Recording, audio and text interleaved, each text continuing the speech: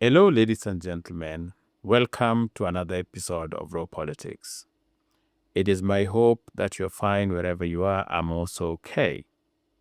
When it comes to Kalonzo Musyoka, two things are very true. One, Kalonzo Musyoka is the undisputed Kamba kingpin. He has serious influence over their Kamba people. Let no one lie to you or tell you otherwise. Two, Kalonzo Musyoka is the most senior politician in Kenya as of today, having joined parliament, not just politics, having joined parliament as early as 1985. Technically, Kalonzo Musyoka has been in politics for over 40 years, and no one, as of today, matches that qualification. At least if you refer to the political luminaries, Rigathi is not as experienced as Kalonzo. Even William Ruto cannot compare. So the question is, if this is a Kamba kingpin, and he has been for a long time, is the most senior politician in Kenya, how comes, even though he has expressed interest of being president, how comes he is yet to be president? That, ladies and gentlemen, is what we are going to look into briefly in this particular video. If it is a topic that interests you, continue watching. And if you are finding value in these videos, drop a like and subscribe to the channel. Ladies and gentlemen, Kalonzo Musyoka has expressed interest in being president of this republic since they left Kano. That is, since 2002. In fact, when they joined Kibaki to form NAC, Kalonzo was one of the luminaries. He was so at the top there with the likes of Mudavadi, Raila Odinga, and others, that when 2007 came, Kalonzo was among the top presidential candidates. In fact, he vied and emerged third. So the question is, he's been in politics longer. He is also having a constituency of his own. So why can't he be president? Three things work against Kalonzo Musyoka. One, his Kamba vote cannot make him president. He will still need to convince either Luos and Kikuyus, or Luos and Kalenjins, or Kikuyus and Kalenjins to support him. He must get the support of at least two from the three communities that I've always told you defines who becomes president in Kenya. So the first thing that does not work in Kalonzo's favor is where he comes from. Even though he's a kingpin, he is a kingpin of Kambas. Before you feel like I am dismissing the Kamba vote, I am not. That is not the intention of this particular statement.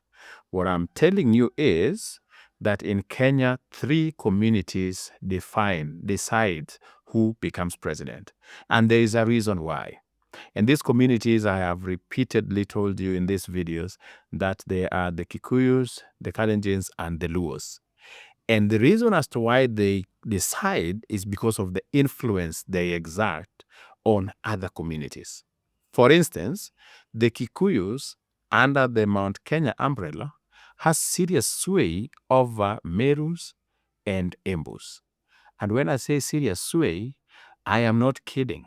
If you went to Meru today, or you went to Embu today, you would find that quite a good number are loyal to Rigathi Gachagua than they are to Kithure Kindiki. Yet Kithure Kindiki is their son.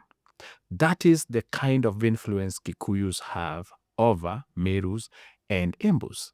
And that's why when you get the Kikuyu vote, you are almost assured of the Meru and Embu vote.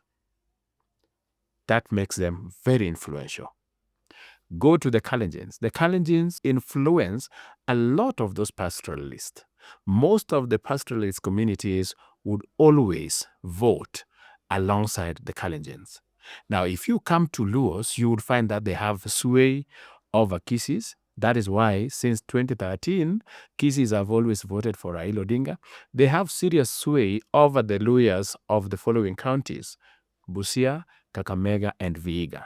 That gives them serious sway. And even if you went to Coast, you will find that Luos have a serious sway over the people of Coast.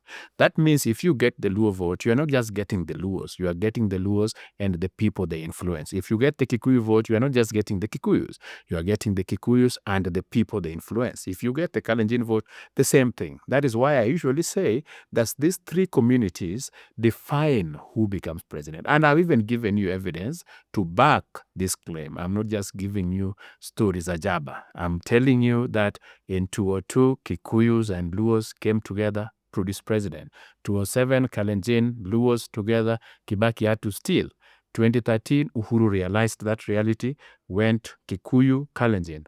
That combination of Kikuyu, Kalenjin, ladies and gentlemen, won 2013, won 2017, and won 2022.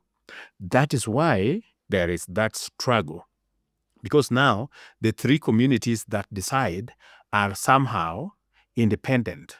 Because Kalenjins are with Ruto, Kikuyus are with Rigathi, and of course Luos are with Raila. So if Raila supports William Ruto as it is currently, then the two communities that are needed to define who the next president is are already in line. That means William Ruto is going to be re-elected. This is what is working against Kalonzo Musyoka. Because for Kalonzo Musyoka to win elections, he still needs the support of at least two of the communities. That is the number one reason, ladies and gentlemen, why Kalonzo Musyoka is yet to be president. In 2007, when Kalonzo Musyoka vied for president, because after that he has just threatened to vie, in 2007, when he vied for president, he went with the Kamba vote. And they got about 1 million votes. That is mostly what you would get from the Kamba votes. After that, he has supported Raila, I think, consecutively for three terms, and he has always brought in the Kamba vote. But as you can see, the Kamba vote, very important, but it has not been in a position to influence the outcome towards the person Kalonzo supports. That is why today Kalonzo is hanging around Rigathi Gachagua.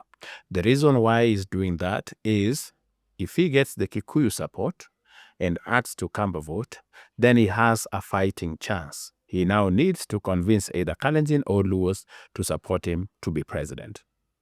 That, ladies and gentlemen, is the number one reason. The second reason why Kalonzo Musyoka is yet to be president, in my opinion, is unnecessary entitlement. And when I say unnecessary, I am not kidding. You see, there are people who you can excuse them if they are entitled. But there are those who shouldn't be entitled at whatever cost, yet they are entitled. And by entitled here, it is the belief that things are supposed to happen to you because of who you are.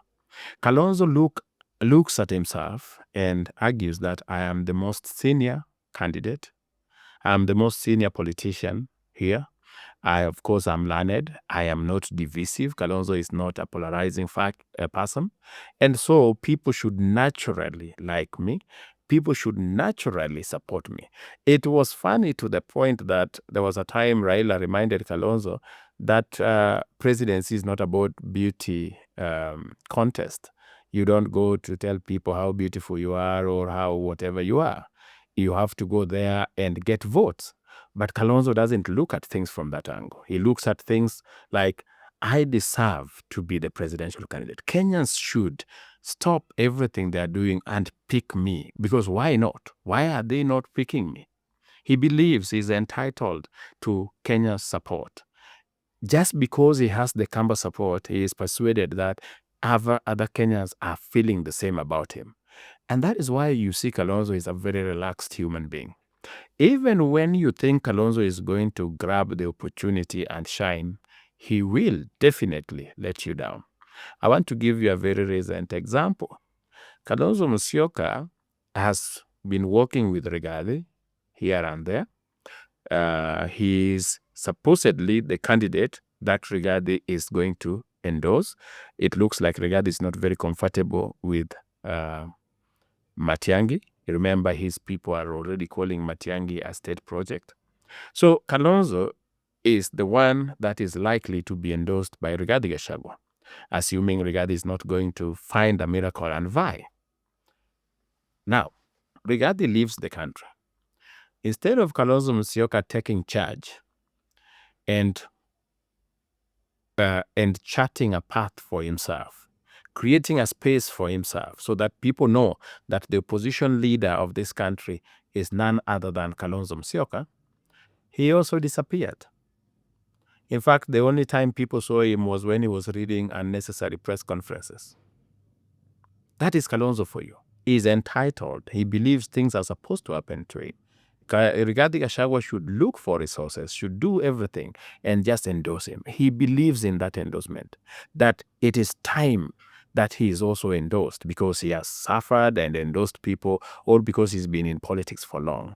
And that unnecessary entitlement, ladies and gentlemen, is what is costing Kalonzo chances to become president. Let me take you back a bit.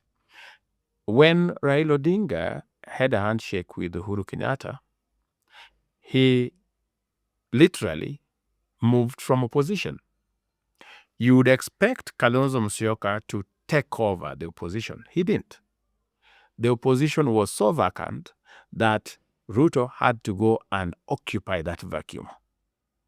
The same has happened now. Raila Odinga is working with William Ruto, which means that the competition Kalonzo had in the opposition politics was eliminated. But what did he do?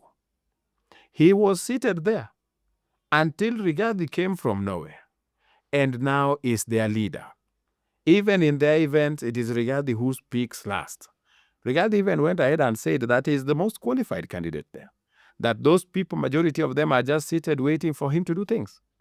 So, ladies and gentlemen, that unnecessary entitlement is costing Kalonzo opportunity. That means that he will never see the need to be aggressive. And as such, in politics, if you're not aggressive, if you are not looking at things, if you're not taking advantage of opportunities, those opportunities will just go to other people.